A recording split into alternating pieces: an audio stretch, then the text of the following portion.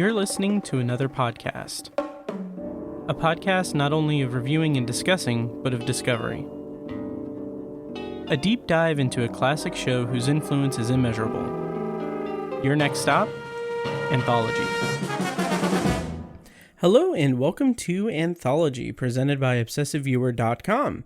I'm your host, Matt Hurt, and if this is your first time listening, Anthology is a podcast where I review the Twilight Zone as a first-time viewer and other classic and contemporary science fiction anthology series. For archives of all of my episodes, visit anthologypod.com, and you can also like the Facebook page at facebook.com/anthologypod, and follow me on Twitter at OVAnthologyPod. And while every episode of this podcast will be free forever, if you'd like to support what I do here, you can become a patron at patreon.com/obsessiveviewer for exclusive B-roll episodes, TV and book reviews, movie reaction recordings, commentary tracks, and early access to podcast episodes and previously unreleased content. That is spread across all of my 3 podcasts now. So, there's a bunch of content there. I think in May, I released about 13 hours worth of exclusive Patreon content. There's really no sign of slowing down. So if you're interested in supporting what I do and, getting way more content than what you pay for, check out patreon.com/obsessiveviewer and check it out. So today I have a very special episode of the show. Last week I reviewed Once Upon a Time, and by my calculations that was the 78th episode of the Twilight Zone, and it was the 78th episode of the Twilight Zone's 156 episode run, which means I have now reached the halfway point of the original Twilight Zone series on the podcast. And that is a pretty big milestone for me, especially with so many times of starting and stopping, and not really ever stopping. I would say just fading and not doing going on hiatuses and everything. So starting and stopping is probably the best way to describe that. And I don't know, it's just a big milestone. It's a big thing, and I am getting ahead of myself here, but I feel like this show, both when I say this show, I mean both Anthology and the Twilight Zone itself, has, kind of changed me and made me a little bit better in terms of the type of person I am and my outlook on the world and everything. And it's really been an incredibly rewarding experience to get to kind of discover the magic of this very, very iconic show.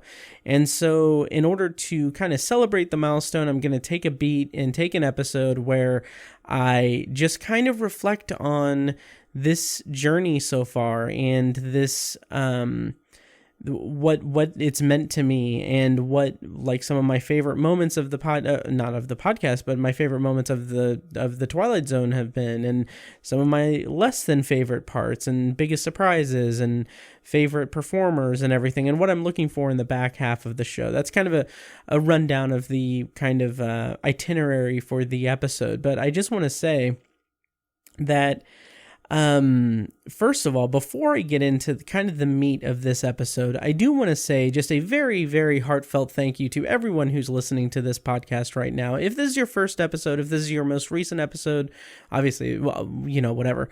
But if you're just discovering the show, or if you're a longtime listener, I really cannot express how warm it is and how happy it makes me to know that there are people out there who are willing to set aside an hour or two out of their day to have me in their ears talking about stuff that I'm passionate about and that I'm excited about. So I just want to say, just really, really from deep down, I really, really appreciate the time that you give me.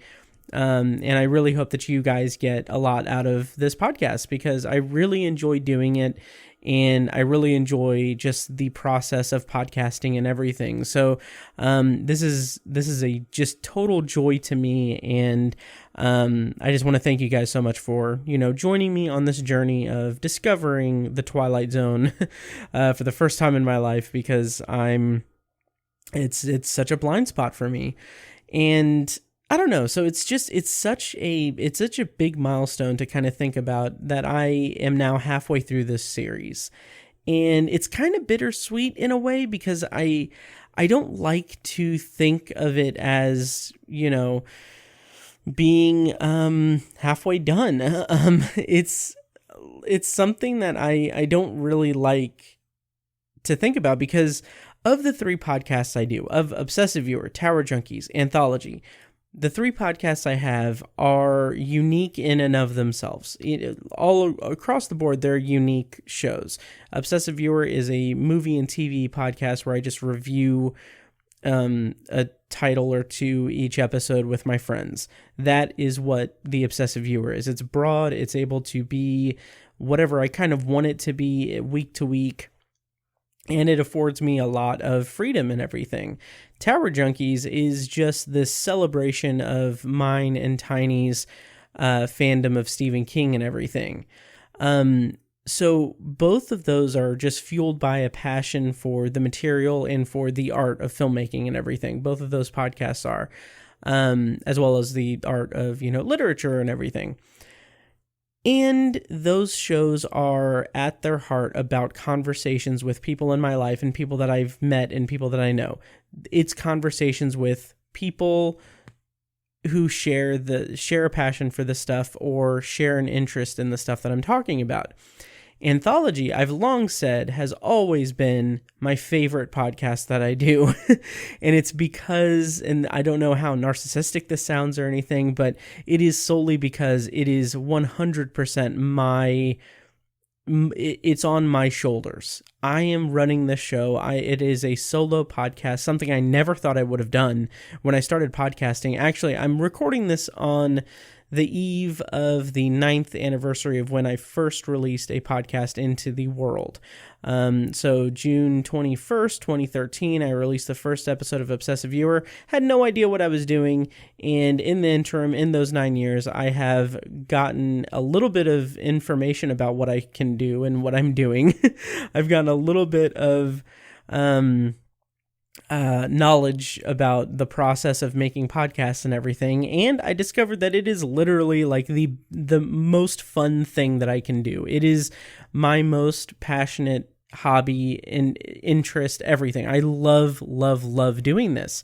So, in the interim, I started Anthology and Tower Junkies throughout those 9 years. So I have amassed 3 podcasts and everything. And Anthology always ends up being my favorite part of the entire process of all the podcasts that I do. And that's because, like I said, it's solely me. Like I said, I would have never thought I would do a solo podcast ever. I never thought that I kind of knew that I would keep going with Obsessive Viewer and everything as long as Tiny still wanted to do it. But I just never thought that I'd start another podcast and do all of these things. So doing Anthology, starting Anthology back in, what was it, like 2014, it must have been 2014, I think. Starting it then and just kind of throwing myself into the deep end of actually like producing like a full like one-man show was very nerve-wracking and scary and everything. And doing it with a topic that I wasn't familiar with, the Twilight Zone, was shooting myself in the foot. Like, I was so not prepared for like I really wasn't prepared for how not off the cuff it would be. Like, that is kind of with like Tower Junkies and Obsessive Viewer, like that's stuff that I can defer to co-hosts and guests and their kind of opinions and everything, and kind of riff with them on that. With Tower Junkies, that is completely about my love of Stephen King and Tiny's love of Stephen King. So we have that shared knowledge base, that lifetime of fandom for this man's work. With Anthology, it's a show that I had heard about and seen parodied and seen references to throughout pop culture, but had never seen. And that was scary. And I don't know, I'm patting myself on the back, but I'm just so happy that I've gotten through 78 episodes of this series, plus countless bonus episodes that I've done for different shows throughout the run. And I just found a real passion for it. And I'm really glad that you guys are, following along and listening and everything. And I just really appreciate that. So that's my long rambling way of saying that, hey, I appreciate you guys sticking with me as I go through the Twilight Zone, and I really love the feedback and everything. This is by far, of all of my podcasts, this is the most interactive one, which is really interesting because it's a solo podcast. So this is the one that listeners really give me feedback on and everything, and I really appreciate that. So anyway, enough rambling about my love of podcasting and everything. I have said many times before that this podcast is not about me going through the Twilight Zone for the first time. It's about me discovering not only one of my favorite shows of all time, but one of the greatest shows of all time through the process of watching the Twilight Zone for the first time.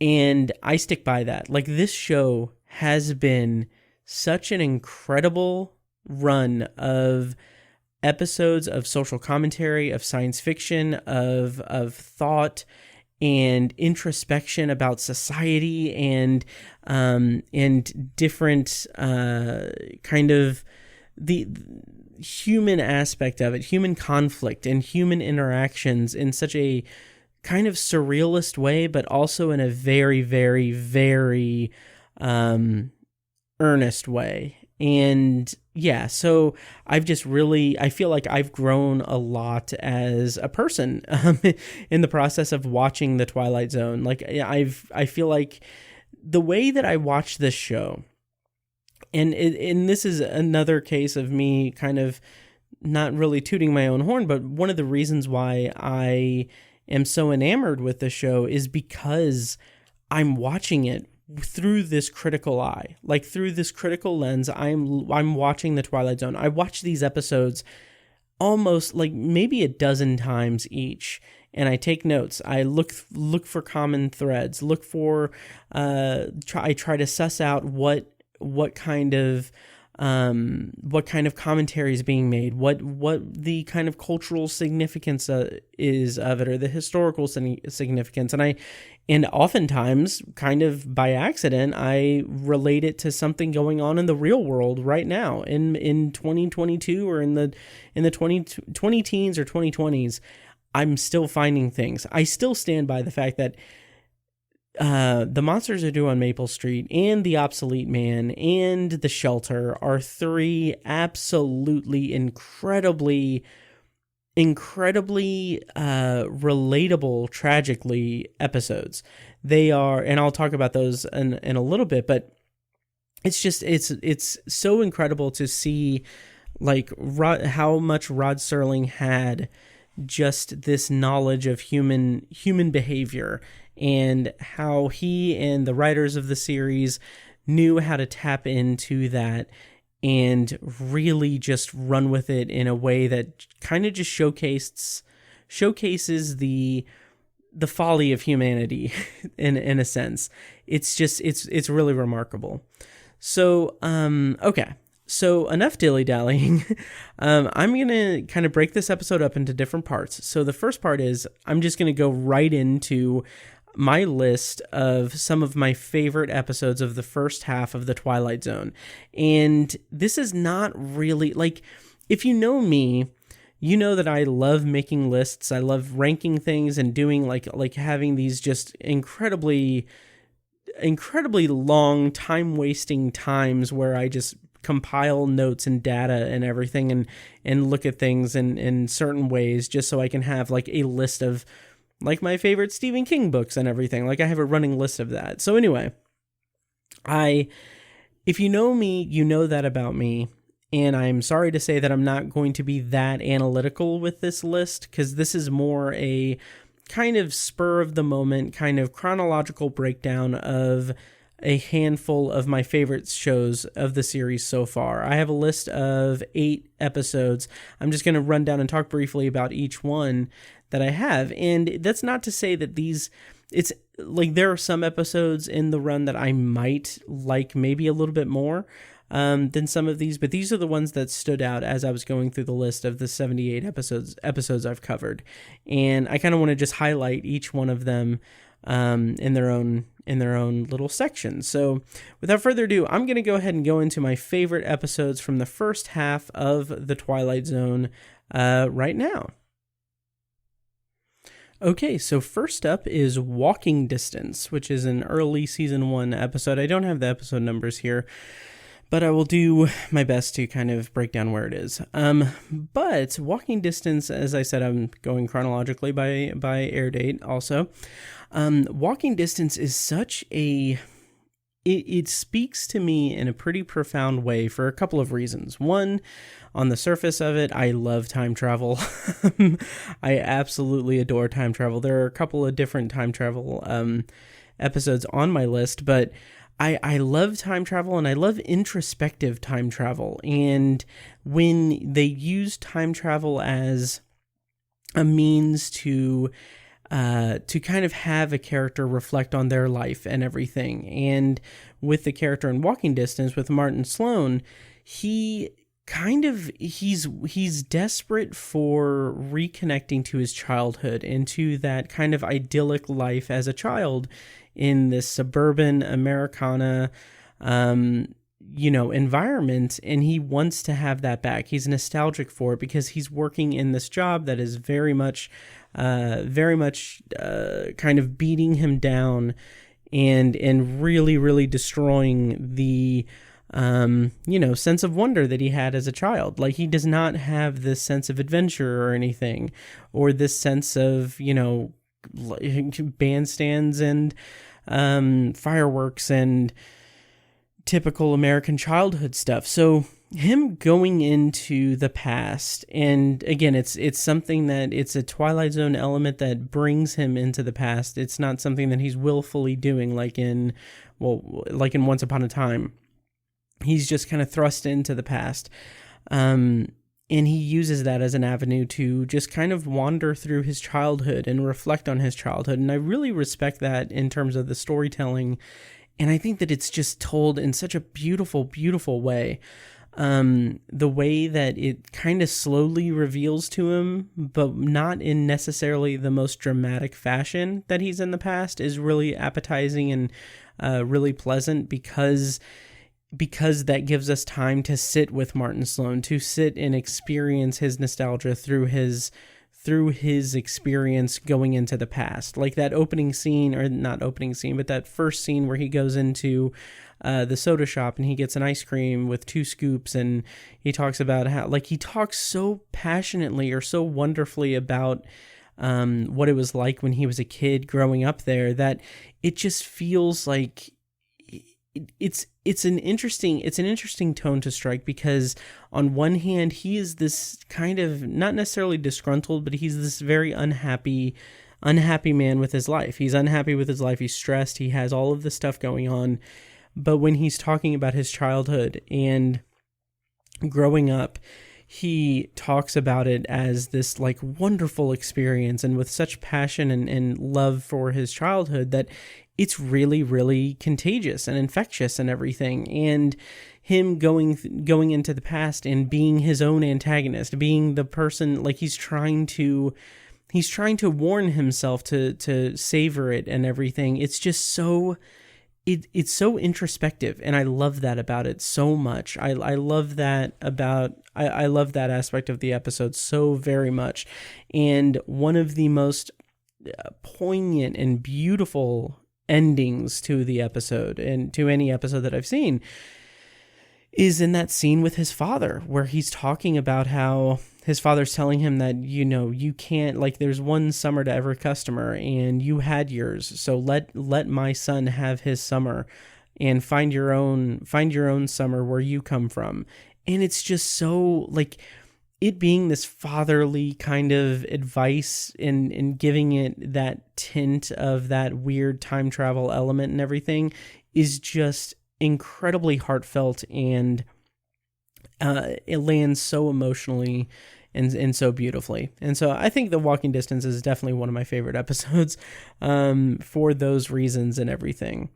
The next episode I'm going to bring up is another time travel episode. It is later in season 1. It is The Last Flight.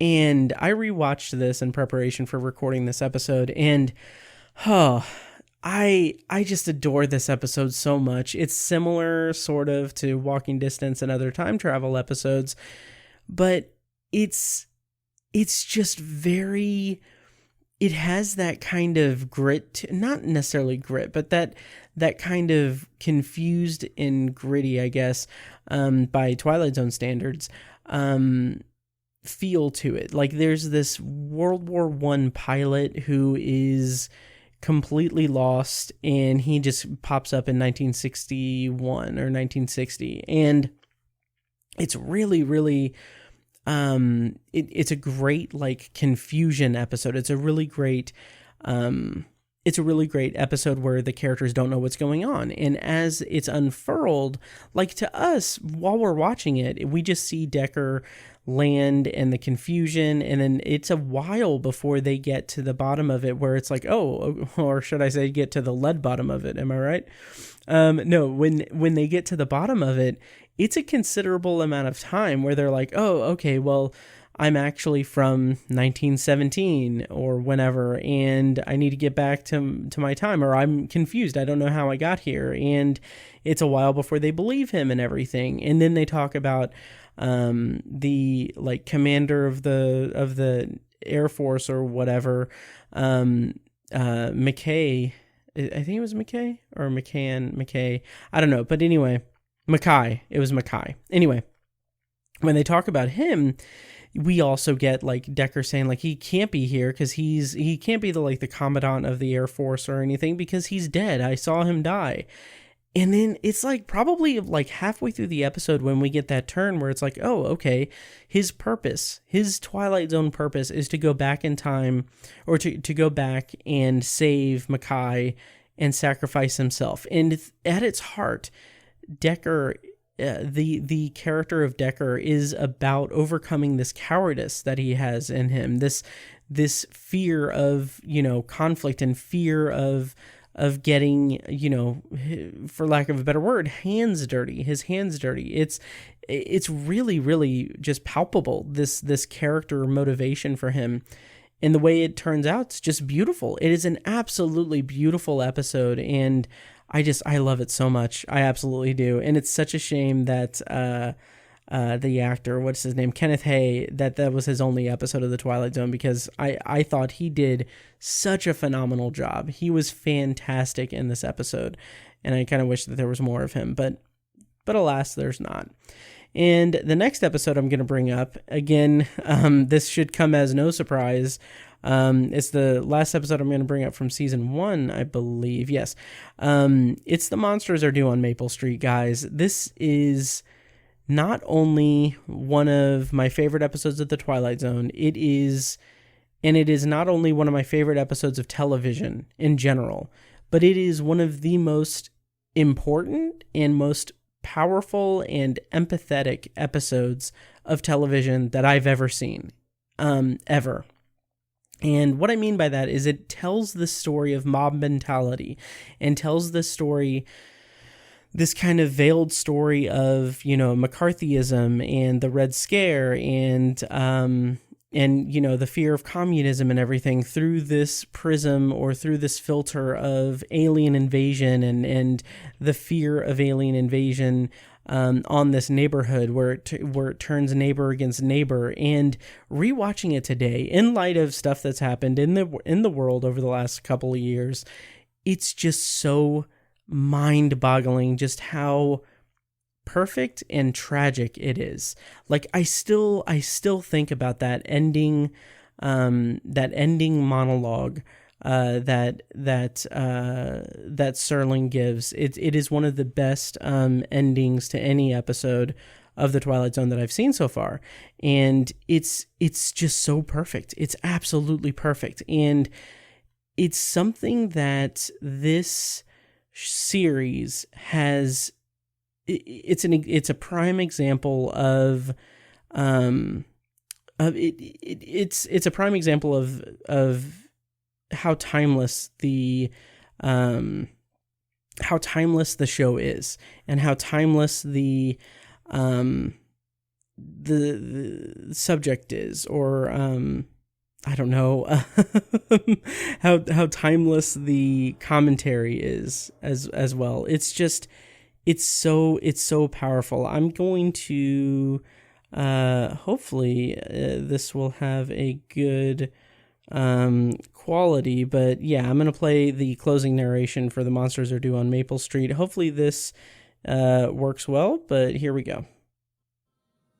The tools of conquest do not necessarily come with bombs and explosions and fallout.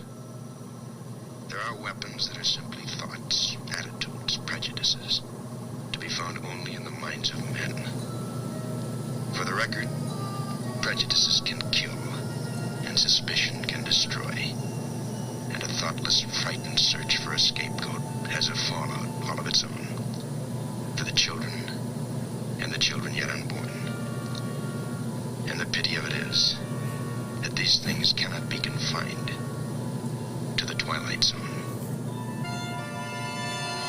So it's still one of the just best closing narrations of any episode that I've seen so far. It's incredible. It's succinct. It tells it kind of breaks through that fourth wall a little bit for us to explain to us how this is, something real. This is a real thing. And it's so powerful. I love the mob mentality aspect of it. And like I hinted at, it's something that we've seen. I mean, like right now, as I'm recording this, this past week or last week, the January 6th commission gave their overview of like what their findings and everything. And I don't like it. I'm not going to go on a tangent or anything, but I will say that if you are someone who thinks that the insurrection on January 6, 2021, the assault on the Capitol, the legions of crazed Trump supporters who stormed the Capitol building in an effort to get members of Congress to overturn a fair election and to get them to uncertify the election, so specifically so Trump could stay in power as president illegally.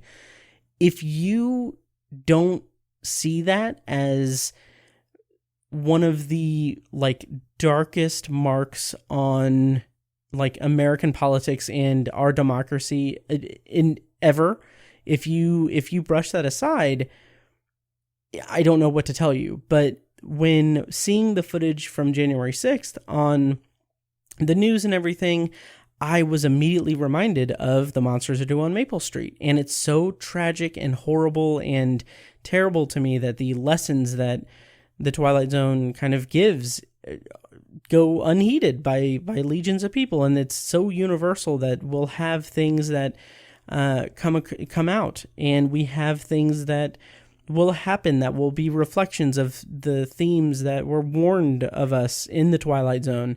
And I think that that's a mark of just an unbelievably, insanely good television show. And it is kind of a mark against our characters, our character as a species and culture. It's just, I don't know. Anyway, I'm going to kind of brush away from that because I don't want to get too worked up and angry or anything. But it is something that I thought about The Monsters Are Due on Maple Street a lot throughout the last handful of years. So the next episode I'm going to bring up is The Odyssey of Flight 33. I was so taken with this episode, specifically because it plays with, again, time travel in a very fun way. It's a time travel episode where the focus is on the characters who are highly trained. They are perfectly suited for this type of situation. They are maybe not that type of situation, but they are suited for problem solving a situation like this because that is their job. They are a flight crew on an airplane, and the way that they work through this problem is really remarkable because you get these very nice little subtle hints or subtle pieces of character choices from the actors. You get these little points where you get their frustrations coming out and everything, but they're cool and calm and collect throughout most of the episode because they're working through this problem.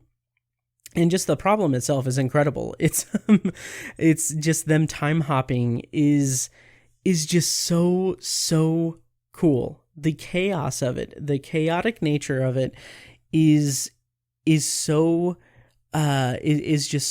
kind of entertaining to watch and thrilling and suspenseful.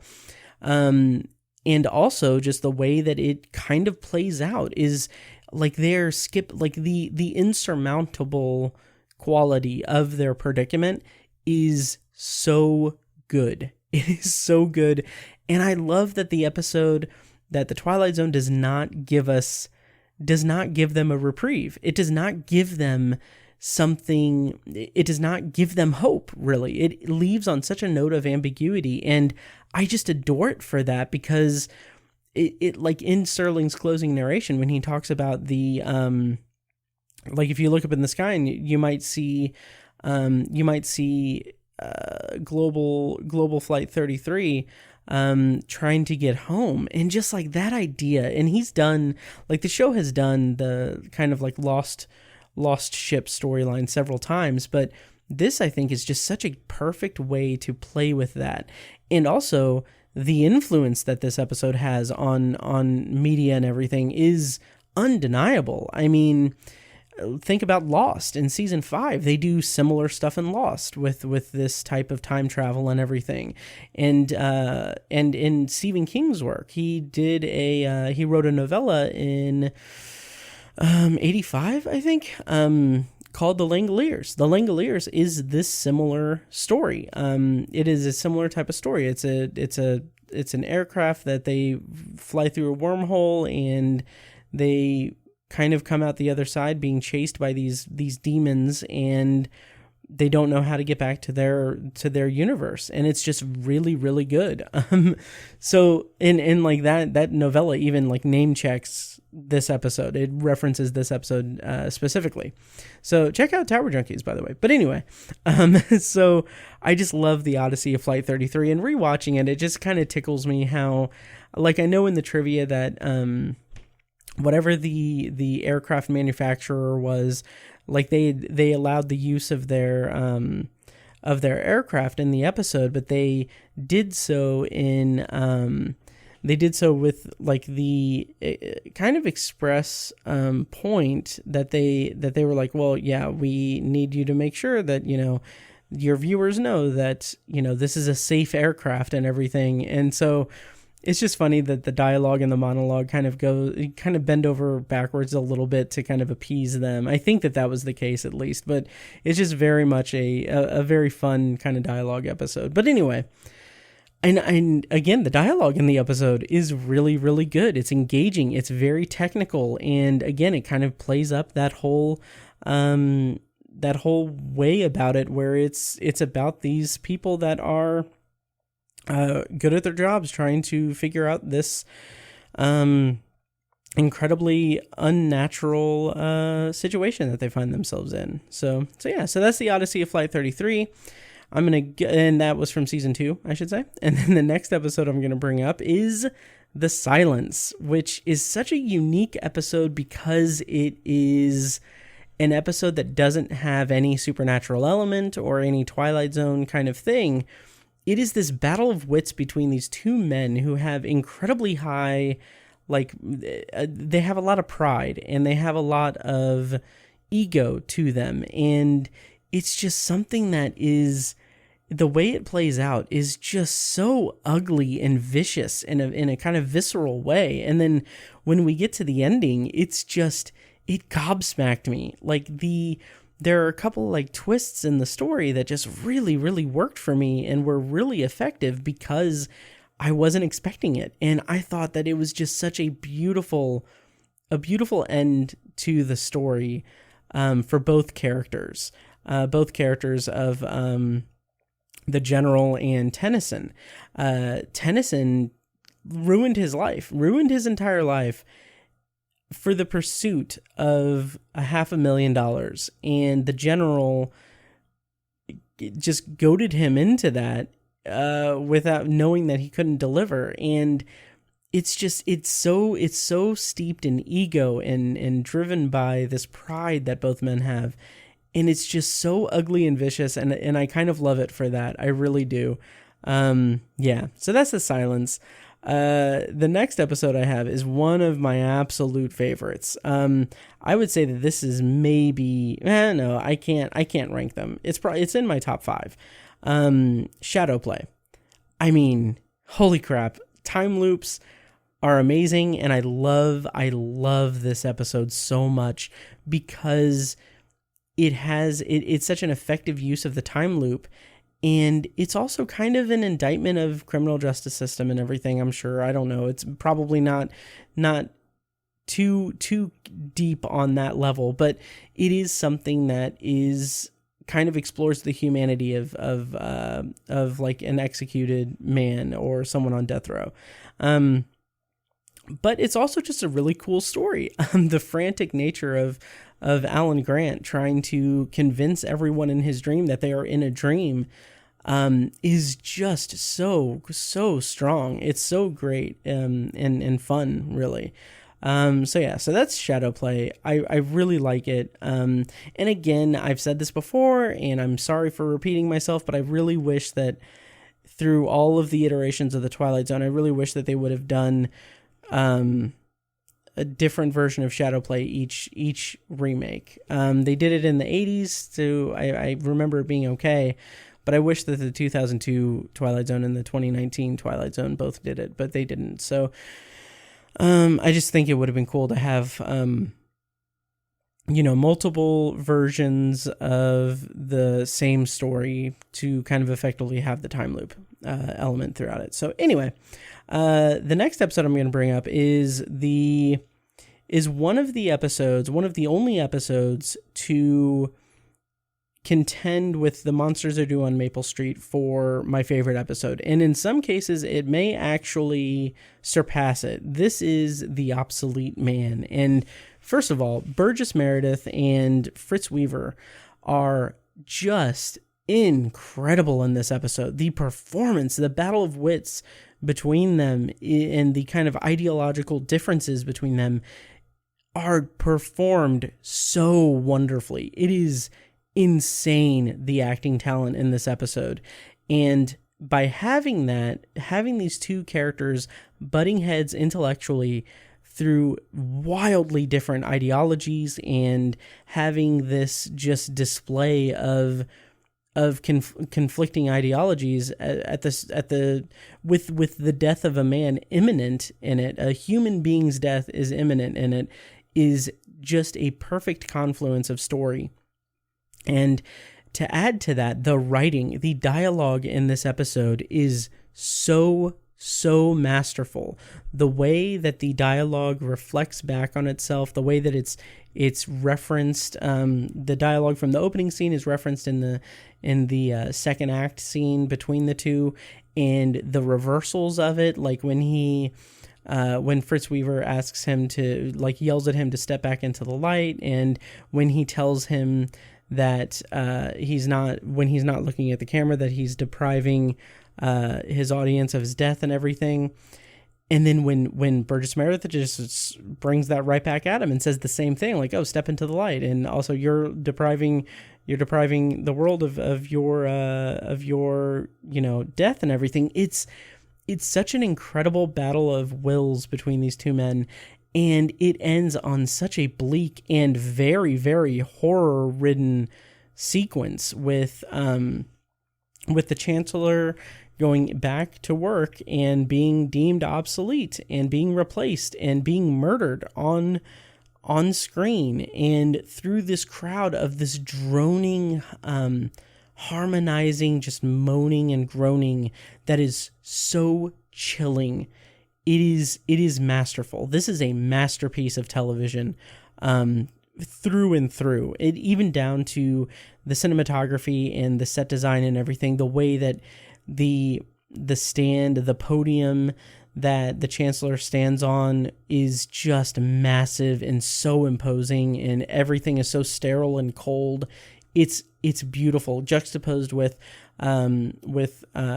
Wordsworth's kind of apartment set. It's in how small and cluttered it is.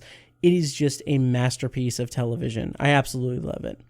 So the final episode I'm going to bring up for my favorite episodes from the first half of the Twilight Zone is the only an additional episode that kind of takes the Monsters Are Due on Maple Street and gives it a run for its money, but also because it's almost exactly like the Monsters Are Due on Maple Street in certain respects.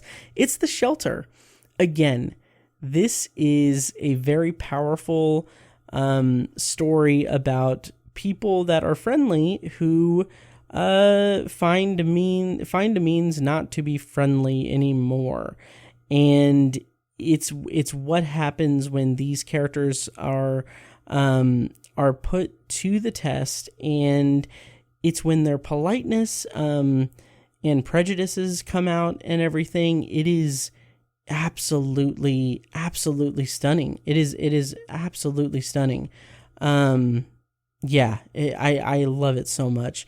This is such a powerful scene and such a powerful episode, for a variety of reasons that I just said. But it is very similar to The Monsters Are Due on Maple Street, but it is also very much of the time, of the threat of nuclear war. It does have some differences there, but it is about kind of taking ownership of, this compulsion to take ownership of other people's possessions when your family is at risk. And it's just a very, very beautiful and disturbing episode. Okay, so those are my favorite episodes from the first half of the Twilight Zone, and I'm going to just quickly run down some of my less than favorite episodes. I won't spend too much time on these because, frankly, I just didn't really care that much for them, obviously. But chronological order from release date, I'm going to go with the first one that I'm going to go with is Mr. Denton on Doomsday, which was fine. It was fine. I think it was the first Western episode of the Twilight Zone, and I don't know. I've taken more of a liking to some of the other Western episodes, even though I do have another one on this list. But Mr. Denton on Doomsday is something that just it's fine. It's fine. It's not. I don't hate the episode. It's just it didn't really leave that strong an impression on me, or hasn't really stood the test of time over the years since I watched it and covered it on the podcast. The next episode I have is The Chaser, for one of my least favorite episodes of the first half of the Twilight Zone.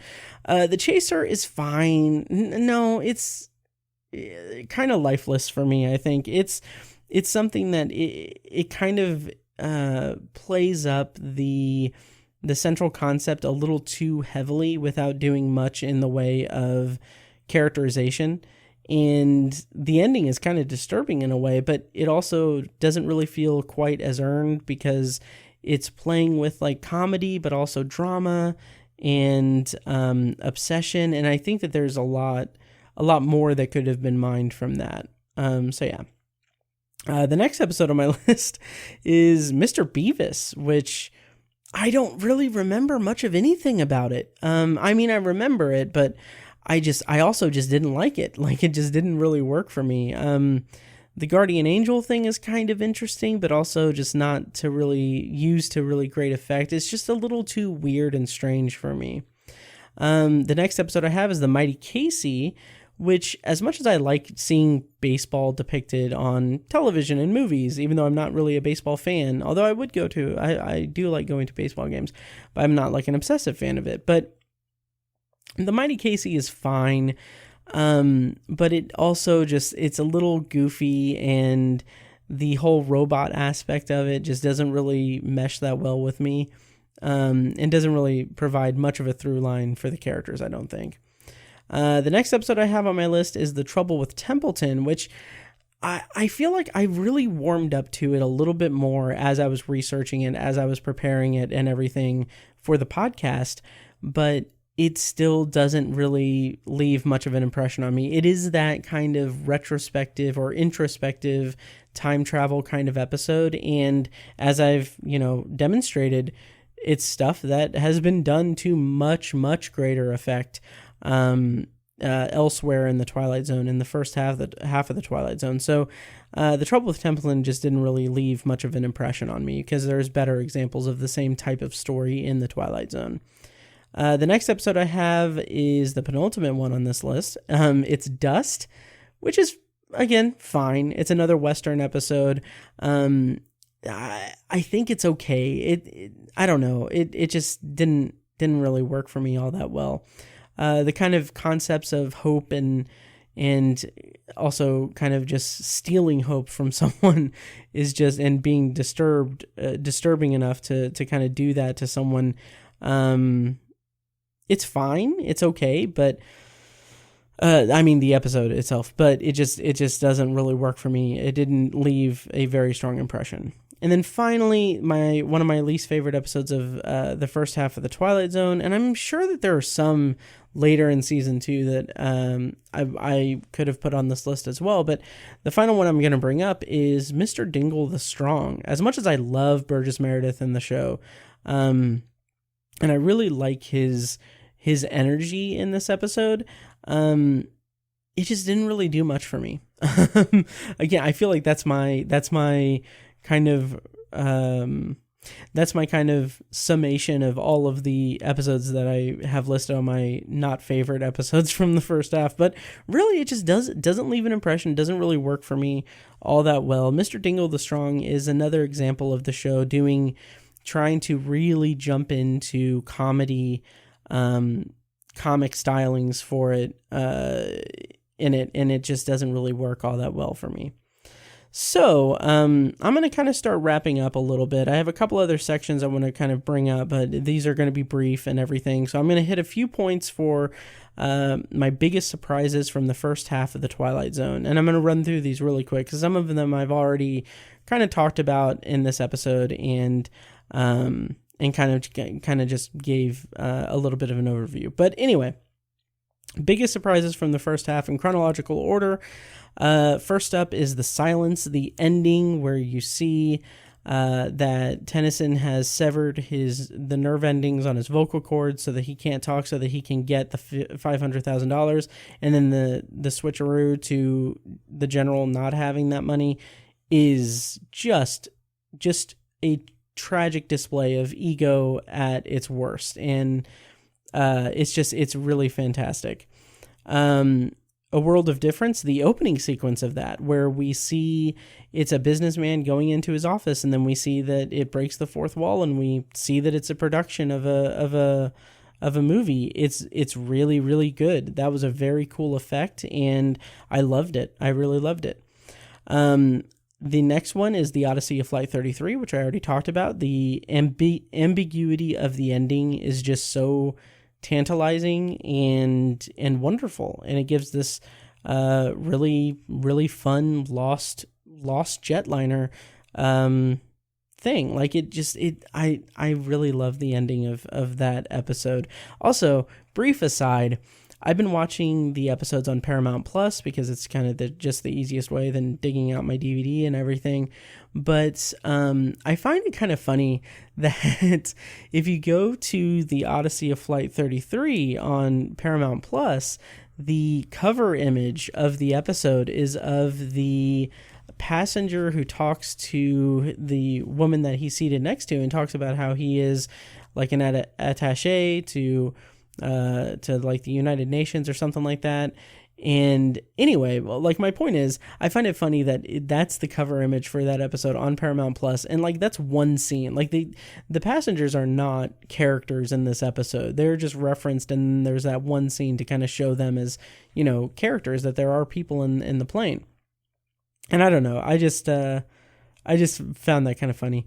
Anyway, the next episode is another aerial air travel episode, The Arrival. My surprise from that was how it's the reveal that everyone is gone, that it is truly a ghost ship that landed with no one behind the wheel, no one behind the yoke, no one in the passenger seats, no one anywhere. It's just a ghost ship that just landed of its own accord. And I love that reveal because it's right from the outset. It has that cool, like, handheld shaky cam kind of Kubrickian shot of the I don't know, the aisles and everything and the empty seats. It's just a very, very good way to bring us into the episode and establish the craziness of it. And then the final example of one of my biggest surprise for the first half of the Twilight Zone is from Long Distance Call. The fact that episode goes to a place where the kid is actively trying to kill himself because the ghost of his grandmother is telling him to over the phone is very, like, disturbing and crazy and scary. And I love that the show kind of went there. I thought that was really great. Yeah. And so I enjoyed that about it. Yeah. So, the next thing I'm going to bring up just real quick is run down a few, actors that I really liked in the show, so far. And I think some of them we're going to see in the back half, but I just want to briefly run down, just rapid fire name some, actors I really like in the first half of the Twilight Zone. So first we got Jack Klugman, then Burgess Meredith, Fritz Weaver, Kenneth Hay, Anne Francis, Maxine Stewart, and Inger Stevens. So those are kind of my favorite actors from the first half of the Twilight Zone. Yeah. So I am getting kind of tired and I have to work tomorrow. So I'm going to wrap up this episode here. And before I go, I'm going to kind of just give a brief list of episodes I'm looking forward to covering in the back half of the Twilight Zone, throughout, you know, this process and on Anthology and everything. So, I have a list of 5 episodes that I'm looking forward to. And of course, given the conceit of this podcast, where this is like I'm watching it for the first time and everything, I'm going to briefly explain why I'm looking forward to these specific episodes, because there are a lot of episodes I have no clue about. So really quickly, Nothing in the Dark, and the reason for that is I'm excited to see Robert Redford in the Twilight Zone. That's all I know about it. Then the next one I have is so of the 4 I have listed, the 4 remaining ones, 3 of them have the same reason for me wanting it. Really, I mean, yeah, all 4 of them have the same reason. So I'll just go. Little Girl Lost, I'm looking forward to because it's very heavily parodied and referenced in The Simpsons Treehouse of Horror, one of their segments. So I'm excited about that. Then the next one on the list I have is Nightmare at 20,000 Feet because it was parodied heavily on The Simpsons Treehouse of Horror segments. And then the next one I have on the list is Living Doll, and that's because The Simpsons Treehouse of Horror parodied it. And finally, a kind of stopwatch. And that, again, I believe was referenced in The Simpsons Treehouse of Horror. So when I'm done with the show, when I'm done with the series and everything, I'm actually planning on going through and doing like a full episode of Simpsons, like Treehouse of Horror segments that are riffs on the Twilight Zone and everything. That's obviously years in the future, at the rate that I'm going, but I'm excited nonetheless. So that I think we'll just about do it for this special episode of the podcast where I'm reflecting on, the first half of the Twilight Zone and everything. So I hope you guys enjoyed this. I'm going to be back next week with my review of 5 Characters in Search of an Exit, and the science fiction theater episode I'm going to review with that is a visit from Dr. Pliny. And yeah, so I'm very excited to get back to it and see what the back half of the Twilight Zone has in store for me. So once again, I'm just going to kind of wrap up and just say, once again, I can't thank you guys enough for listening to me and being on this journey with me and all the feedback you guys provide. You can always email me at matt@obsessiveviewer.com or obsessiveviewer@gmail.com, or reach out to me on social media and everything. But yeah, I'm really glad to be halfway through the show at this point. So I'm very excited to get into the next stage of this podcast journey and everything. So all right, well, I'm gonna go ahead and start to play myself out.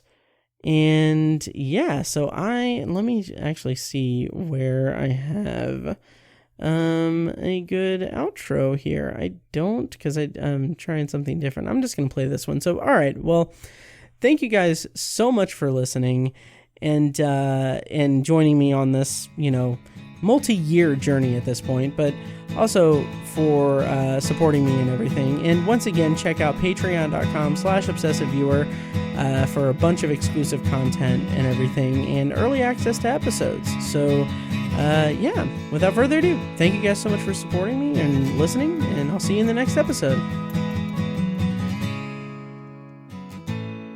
And now, here's a short clip from our Patreon exclusive RSS feed. To hear the full clip and more exclusive Patreon content, go to patreon.com/obsessiveviewer and become a patron at the minimum rate of $1 per month. Thank you and enjoy. So, Howie, the narrator of the story, is writing down his thoughts as he has just taken a drug that is going to kill him. It is going to end his life. He has exposed himself to the thing that has ended, a very, very large amount of humanity. So as time is unfolding, as he is like rushing toward his death, he is writing out this story. And I've got to say that if you're a fan of Kim C's podcast, The Year of Underrated Stephen King, you'll know that she is a big champion of reading the physical story while also listening to the audiobook, and kind of doing that hand in hand.